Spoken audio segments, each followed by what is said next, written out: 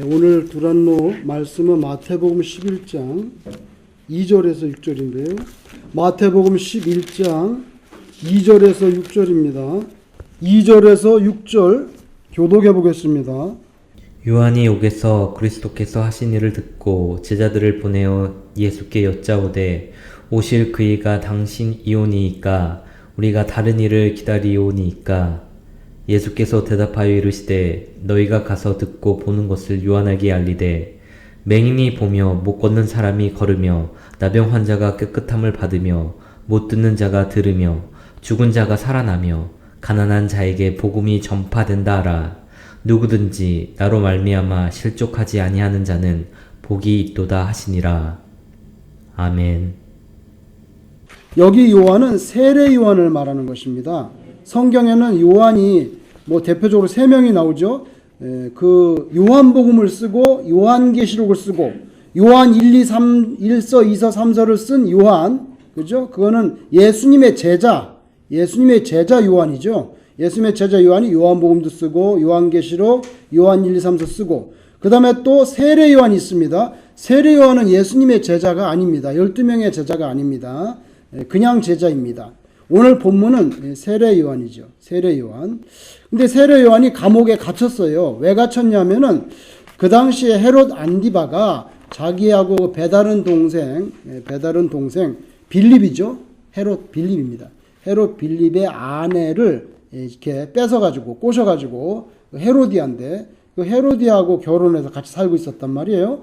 그러니까 세례 요한이 그것은 참 불의한 일이다 하고 공개적으로 비난을 했어요. 공개적으로 비난하니까 자꾸만 공개적으로 비난하면 싫어하죠. 정치가인데. 그래서 헤롯 안디바가 이 세례 요한을 감옥에 잡아 넣었습니다. 감옥에 잡아 넣었다가 결국에는 1년 정도 감금돼 있다가 이제 그 사악한 헤로디아의 요구로 참수형을 당해서 세례 요한은 죽게 됩니다. 참수형을 당해서 죽기 전에 오늘 본문의 사건이 있었죠. 세례 요한이 자기 제자들을 예수님께 보내서 오실 그이가 당신이 오니까 우리가 다른 일을 기다리니까. 오실 그이는 메시아인데요. 정말 당신이 메시아십니까? 아니면 우리가 메시아 다른 분을 기다려야 됩니까? 참 이 말씀은 우리에게 이해가 안 되는 말씀입니다. 왜냐하면 세례 요한이 세상죄를 지고 가는 어린 양을 보라 하고 예수님을 메시아로 이렇게 지칭했고 또 예수님께 세례까지 준 사람이잖아요. 근데 이제 와서 오실 리가 당신이 오니까 우리가 다른 일을 기다리오리까. 그러면 예수님이 메시아인 거에 대해서 확신이 흔들리고 있다는 뜻인데 참 이 말씀을 이해하기는 어려운 말씀입니다. 그러면 세례 요한이 예수님이 메시아인 것을 의심했는가? 그건 잘 모르겠어요. 저도 잘 모르겠어요. 여러 가지 학설이 있어요. 학설이 있습니다. 왜 나 감옥에 있는데 구해주지 않습니까? 당신이 메시아이신데 나는 당신의 길을 닦으러 왔던 길라잡이였습니다. 왜 나를 감옥에서 얼마든지 꺼내주실 수 있는 줄 알고 있는데 왜 나를 안 꺼내주십니까? 그죠? 질문이 듭니다. 저 같아도 그런 질문이 들 것 같아요. 왜 예수님이 나를 안 꺼내주지? 같은 편인데. 그죠? 그리고 이 악한 헤롯의 정권은 왜 심판을 안 하시는 겁니까? 메시아이신데 심판을 하셔야죠. 왜 심판을 안 하십니까? 진짜 메시아시라면 어떻게 창녀들과 세리와 더불어 밥을 먹을 수 있습니까? 왜냐하면 세례 요한은요, 전형적인 그 구약적인 선지자거든요. 선지자 입장에서 예수님의 그런 탈유대교적인 랍비가 세리하고 밥을 먹어? 이거 말도 안 되는 얘기죠. 그러니까 그런 탈유대적인 인간관계를 도모하는 것에 대해서 퀘스천이 들었어요. 그래서 오늘 제자들을 보내서 이 질문을 넣은 것입니다. 개인적으로 예수님이 저를 꺼내주지 않았다. 그 다음에 또 다른 학설은 이제 자기는 곧 죽을 줄 알았다는 거예요. 세례요한은 죽을 줄 알아서 자기 이 제자들을 어떻게 할 거야, 이거. 이 제자들은 몽땅 다 예수님 밑으로 가야지. 예수님 밑으로 가야 되기 때문에 일부러 제자들을 예수님께 보내가지고 예수님이 메시아인 것을 다시 확인하도록 그렇게 일부러 보냈다. 이런 신학적인 의견도 있습니다. 또 한 가지는요, 민족적인 차원에서 메시아 사역에 대한 퀘스천이 떠올랐습니다. 왜냐면 예수님의 행보가 아까 말씀드린 상당히 기대와 달랐기 때문에. 세례 요한이 기대했던 것은요, 메시아의 심판입니다. 근데 예수님은 심판하지 않고 내가 의인을 위해서 온 게 아니라 누굴 위해서 왔다고? 죄인을 위해서. 아니, 여러분, 심판은 누굴 위해서 오는 겁니까? 다시 묻겠습니다. 심판은 누굴 위해서 오는 것입니까? 기본적으로 의인을 위해서 오는 거죠. 그죠? 의인을 살려내려고. 그죠? 죄인은 잘라버리려고. 그래서 세례 요한의 개념 속에는 메시아는 심판의 주로 오시고 악한 사람을 심판하시고 의인을 건져야 되잖아요. 근데 예수님은 의인을 위해서 온 게 아니래. 죄인을 위해서 왔고 죄인을 병든 자라고 말하고 그래서 자기는 병든 자를 치료하러 왔다는 거예요. 그러면 세례 요한이 가지고 있는 이미지하고는 너무 다른 거예요. 죄인을 무슨 치료를 해? 죄인은 심판을 해서 잘라버려야 되는데 예수님은 죄인을 위해서 왔다 그러고 병든 자가 죄인이고 의인은 병든 자를 위해서 온 거죠.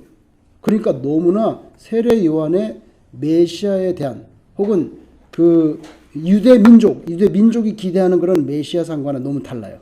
유대 민족이 계속 기대했던 메시아상은 뭡니까? 다윗의 영광을 회복하는 메시아입니다. 그러면 최소한 우리를 로마의 식민지에서부터 건져내야 됩니다. 모세처럼. 그죠? 모세가 이집트에 건졌죠. 그죠? 건져내야 됩니다. 다윗처럼 고대 왕국의 히브리 민족의 영광을 드러내야 됩니다. 근데 맨날 무슨 죄인을 위해서 왔다 그러고 그러니까 참 이해가 안 가네. 예수님 세례요한은 심판에 관심이 많은데 예수님은 사랑에 초점이 있는 거예요. 사랑에 초점이 있어요. 유대 민족의 메시아에 대한 인식은 뭔지 아세요? 죄인을 심판하는 것입니다. 메시아는 죄인을 심판해요. 온갖 부조리와 불의를 바로잡고 전도하식으로 말하면 정의사회의 구현을 이루어야 되는 거예요. 정의사회의 구현을 이루어야 되는데 메시아의 입술에 기운이 있단 말이죠. 입술의 기운으로 악인을 죽여버려야 돼. 세례 요한은 그런 인식을 가지고 있어요. 근데 무슨 자꾸 죄인을 위해서 왔다 그러고 그들하고 밥을 먹고 그죠? 자, 지금부터 신속하게 몇 구절만 찾아볼게요. 여러분 3장을 보세요. 마태복음 3장. 세례요한이 한 말이 있습니다. 세례요한이 한 말이 있어요. 마태복음 3장 10절에서 12절. 자, 손과 눈을 동시에 빨리빨리 움직이시고 찾기 힘드신 분은 들으시고 귀를 활짝 여시고 자, 3장 10절에 세례 요한이 말합니다. 마태복음 3장 10절. 이미 도끼가 잘 보세요. 이미 도끼가 나무 뿌리에 놓였으니 좋은 열매를 맺지 아니하는 나무마다 찍어서 불에 던져버린다. 나는 너희를 회개하게 하기 위하여 물로 세례를 베풀지만 내 뒤에 오시는 이는 나보다 능력이 많으시니 나는 그 신을 들기도 감당하지 못하게. 바로 메시아 예수님입니다. 그는 성령과 불로 너희에게 세례 이거는 심판의 불인 거예요. 사실은요. 성령과 불로 세례를 베풀어. 그리고 12절을 보세요. 손에 키를 들고 자기의 타작 마당을 정하여서 알곡은 모아 곳간에 들고 죽정에는 꺼지지 않는 불에 집어넣어버려. 아주 임박한 심판의 주로서의 메시아에 대한 인식을 가지고 있는데 자꾸만 죄인을 위해서 왔다 그러면서 그들하고 밥이나 먹고 그 사람들을 위해서 병든데 고쳐줘야 된다고 자꾸 그렇게 말씀을 하니 그죠? 자, 이사야를 가보세요. 이사야가 뭐라고 얘기합니까? 메시아에 대해서 11장 4절. 이사야 11장 구약성경 11장입니다. 981. 자, 981. 자, 11장 4절을 보세요. 이게 이사야가 메시아에 대한 예언은 이게 11장 전체가 메시아에 대한 예언이거든요. 이새의 줄기에서 한 쌍이 나는데 4절을 보세요. 4절에 공의로 가난한 자를 심판하며 정직으로 세상의 겸손한 자를 판단할 것이요 그의 입에 막대기로 세상을 치며 입술의 기운으로 누굴 죽입니까? 악인을 죽일 것이며 이게 메시아에 대한 이미지입니다. 그럼 이런 나쁜 헤롯 안디바는 바로 처분하고 우리는 로마에게서 정치적으로 건져내서 독립국가를 만들고 그리고 의로운 소리를 외치다가 감옥에 갇혀있는 나 세례 요한은 빨리 건져내고 이렇게 진도가 나가야 되는데 진도는 안 나가고 자꾸만 이해가 안 가네. 그래서 시험에 들 지경이에요. 지금 세례요한이 시험에 들 지경이에요. 사실은. 그죠? 최소한 의문이 생겼어요. 아, 이게 어떻게 된 거지? 메시아께서 오시면 이렇게 돼야 되는데 입술의 기운으로 악인을 죽인다 그러는데 이거는 뭐 헤롯 심판하지도 않고 나를 건져내지도 않고 뭐 죄인을 위해서 왔다 그러고 본인은 그 어떻게 되는 거야? 그랬더니 예수님이 뭐라 말했죠?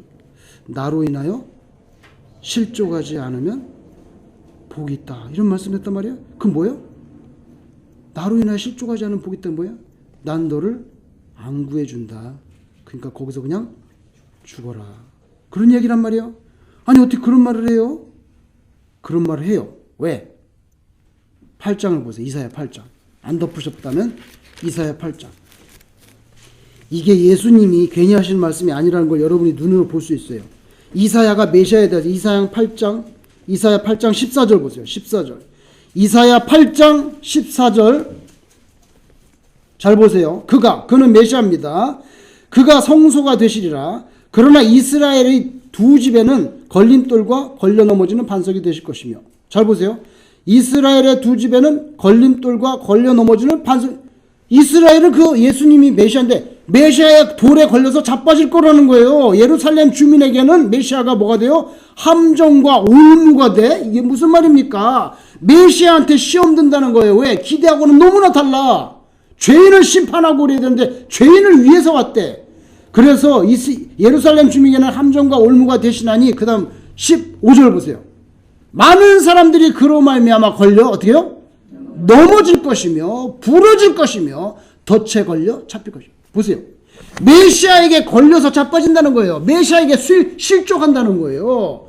이 말씀이 이사야에 있기 때문에 예수님께서 세례 요한 제자들에게 가서 이렇게 말해라. 나로 인하여 실족하지 않는 자는 복이 있다.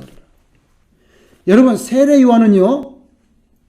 광야에 외치는 소리로서의 사명을 받고 왔어요. 예수님의 길라잡이입니다. 뭡니까? 사또가 나오면 앞에서 뭐합니까? 사또 행차시오! 그러면 다 엎드립니다. 사또 행차시오! 그러면 사또가 나타납니다.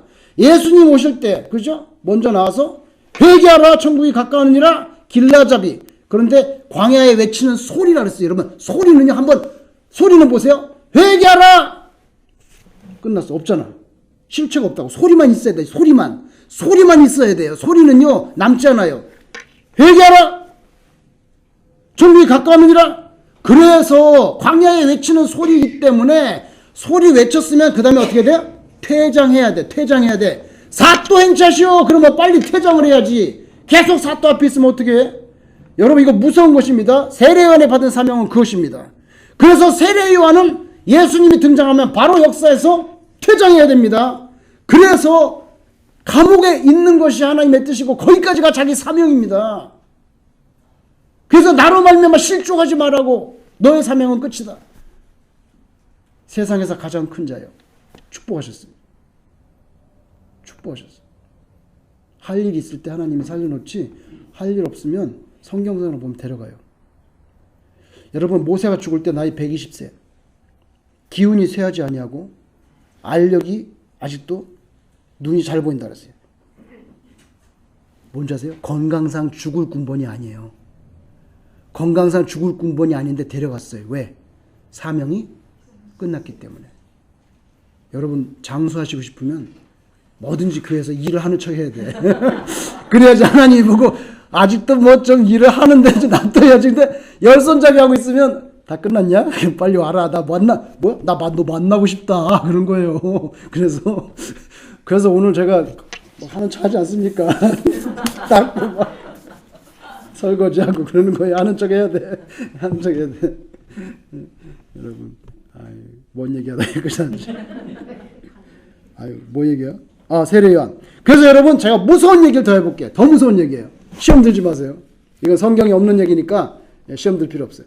세례요한을 광야에 외치는 자의 소리는 회개하라! 사라져야 돼, 빨리. 사또 행차시다! 빨리 사라져. 사또 나타났어. 메시아 오셔서 사라져야 돼. 그러면 보세요. 세례요한이 나중에 참수형 당했죠? 목이 잘려서 죽었습니다. 제자들이 가서 스승의 시체를 걷어서 장례를 지내줬다고 성경에 나와요. 그 시신은 뭐가 없는 시신입니까? 목이 여기가 없는 시신입니다. 목이 없는 시신을 가서 장례 주는 그 목은 누가 가지고 있습니까? 헤로디아가 쟁반에 담아서 전리품으로 가지고 있습니다. 세상적인 눈으로 볼 때는 그렇게 됐습니다. 그런데 제가 무섭게 얘기해 볼게요. 너는 광야에 외치는 소리로 살아라. 그래서 소리는 사라져야 되는데 몸뚱아리는 땅에 묻고 네가 외치던 입 회개하라 천국에 가까우니라 외치던 입 헤롯 안디바에게 신랄하게 지적했던 정의의 사도 같은 너의 입, 그 입은 누가 가져갑니까? 누가 가져갑니까? 하나님이 가져갑니다.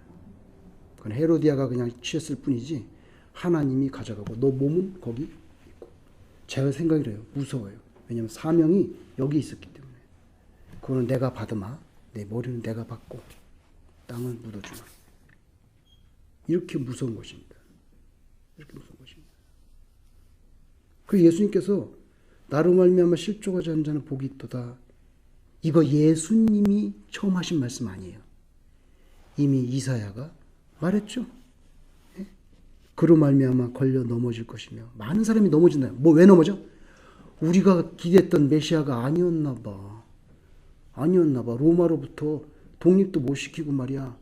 헤롯 정권도 하나 심판 못하고 맨날 죄인들하고 밥이나 먹고, 예? 뭐 죄인들 위해서 왔다고 심판을 안 해. 메시아가 아닌가 봐. 가짜야. 십자가에 못 박아버려. 그렇게 된 거예요. 근데 여러분 여기에 큰 착오가 있습니다. 뭔 착오냐면요.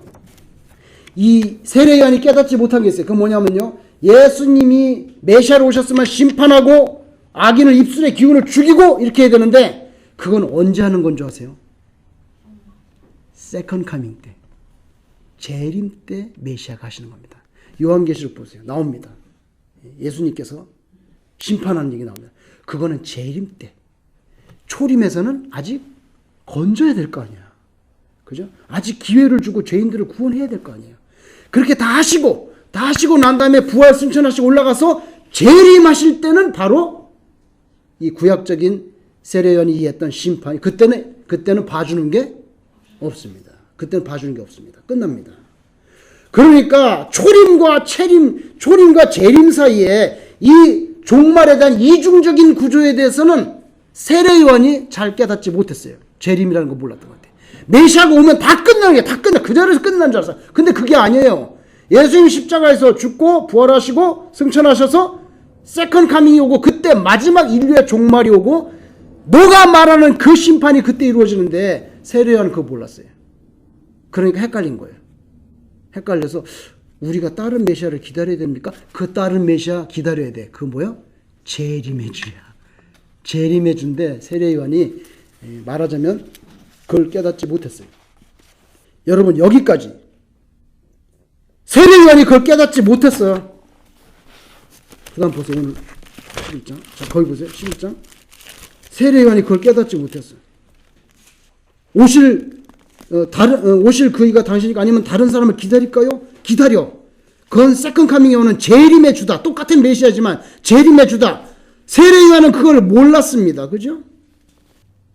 여러분 여기까지. 세례요한은 그걸 몰랐습니다. 여기까지. 그 다음에 11절 보세요. 11장. 마태복음 11장 11절. 마태복음 11장 11절 보세요. 같이 읽겠습니다. 시작. 내가 진실로 너에게 말하노니 여자가 낳은 줄 중에 세례요한보다 큰 이가 일어남이 없도다. 그러나 천국에서는 극히 작은 자라도 그보다 크니라. 이거 무슨 말입니까? 이 세상에 여자가 낳은 자 중에 세례요한보다 큰 사람이 없다고 큰 칭찬을 줬습니다. 칭찬을 줬지만 세례요한은요, 이 세계의 종말에 대한 하나님의 타임 스케줄을 잘 깨닫고 있습니까? 모릅니까? 모릅니다. 재림의 주가 있다는 것도 모르고 지금은 죄인을 구원하고 네가 말하는 입술의 기운으로 사람을 갖다가 정죄하고 악인을 다 없애는 그건 재림의 주, 그죠? 재림의 주가 하시는 건데 이걸 모르고 있습니다. 여자가 낳은 자 중에 제일 큰 자는 맞지만 그래도 예수 믿고 나중에 천당 간 사람, 그 사람이 더 세례요한보다 위대하다. 왜? 이 모든 것을 알고 있어요. 여러분이 알고 있잖아요.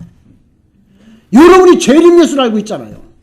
그때는 애누리가 없고 봐주는 게 없고 세례 요한이 기대했던 거 도끼가 이미 나무 뿌리에 얹혀 있다는 그거 그게 재림 예수 때 이루어질 거라는 거 여러분들은 알잖아요. 근데 세례 요한은 아직 모르고 있습니다. 그래서 예수 믿는 한 사람이 세례 요한보다 더 위대하다는 거예요.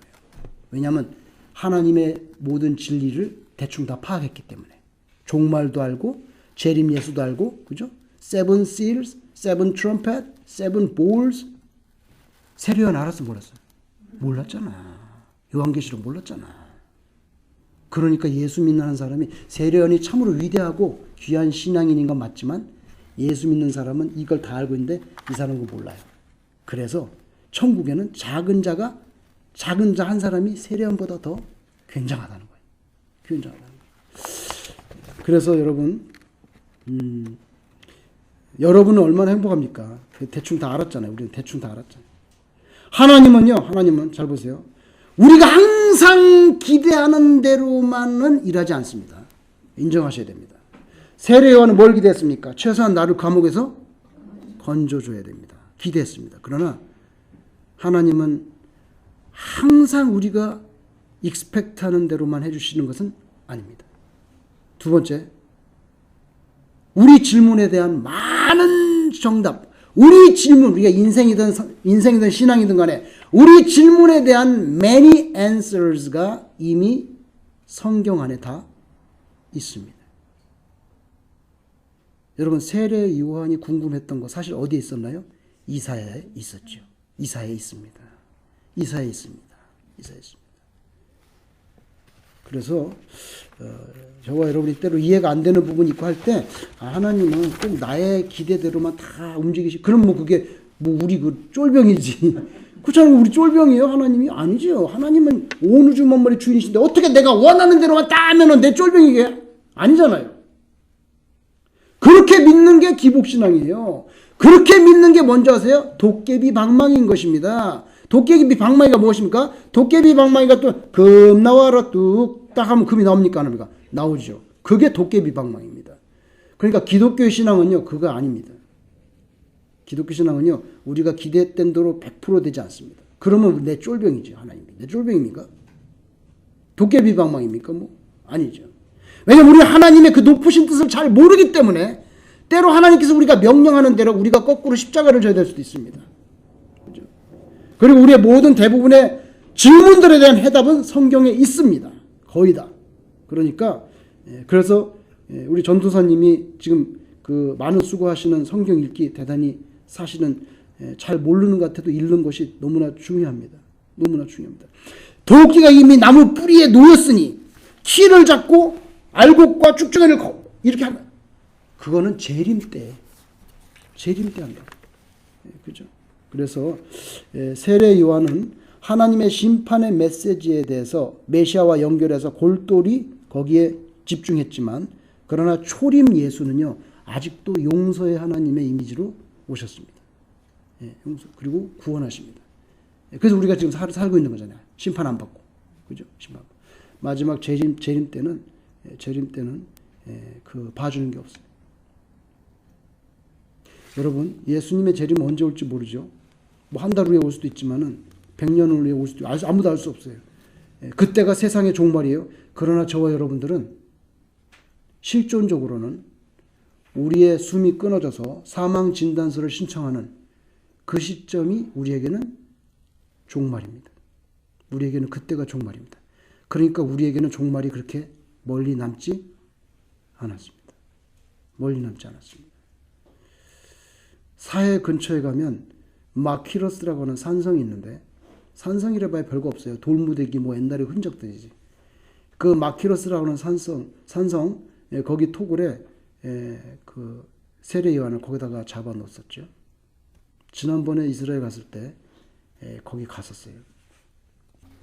갔는데 같이 가신 분도 있을 건데 기억을 못하지 갔는데 버스가 진도가 안 나가는 거야. 딱 보니까 거기 무슨 장례식인가 잘 기억이 안 나요. 장례식 때문에 차가 막혔어. 그 가는 길에 차가 막혀가지고 이거 장례식이 다 끝나야 이게 차가 빠지니까 그 마키러스 산성으로 가야 되는데 그 좁은 길인데 그 성지순례 버스가 가는데 그 막혀서 기다려야 된다는 거예요. 뭐 한 30분 뭐 이렇게 기다려야 되니까. 그럼 돌아가시겠어요? 기다렸다 가시겠어요? 이제 그 가이드들이 기다려야지.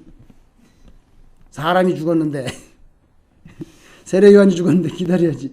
아이 거기서 바쁘다고 차 돌리면 죽을 때까지 세례요한 거기 갇혀있는데 한 번도 못 가보는데 뭐 급하다고 기다려. 근데 한 뭐 20분 있으니까 금방 버스 뚫려가지고 쭉 갔죠. 그래가지고 거 올라갔어요. 굉장히 아주 고독한 곳이에요. 사방 다 터져 있고 허허로이 그냥 높은 언덕에 거기에 산서 거기에 가둬놨던 거예요. 가둬놨다가 이제 헤롯이 자기 생일 잔치 때 뭐 살로메가 춤추고 어쩌고 해가지고 이제 목 잘랐죠. 예, 그래서 그 세례 요한이 거기 갇혀 있던 그 유적이 아직도 마키로스 성이 거기에 있습니다. 이스라엘에 있습니다. 여러분 의로움을 위해서는 자기의 그 안위를 따지지 않고 아주 강직하게 살았던 세례 요한. 우리에게도 또 그런 모습이 조금은 있어야 예수 믿는 사람의 냄새가 나는 거죠. 너무 보신주의 알죠? 보신탕이 아니고 보신주의는 뭡니까? 자기 자신 몸만 위하는 거. 보신주의. 아, 내가 이러면 손해 보는데, 내가 이러면 건강을 다치는데, 뭐 이래가지고 정의를 추구해야 될 텐데 자기 보신주의 때문에 타협해 버리는. 그렇게 살면은 예수 믿는 사람의 냄새가 안 나는 거예요. 세례 요한은 그렇게 살지 않았어요. 그래서 예수님께서 여자가 낳은 자 중에 제일 큰 자라고 축복하셨잖아요. 저희들에게도 그렇게 의로움을 추구하는 그런 모습이 있기를 주의 이름으로 축원합니다. 주님 같이 기도를 드리겠습니다.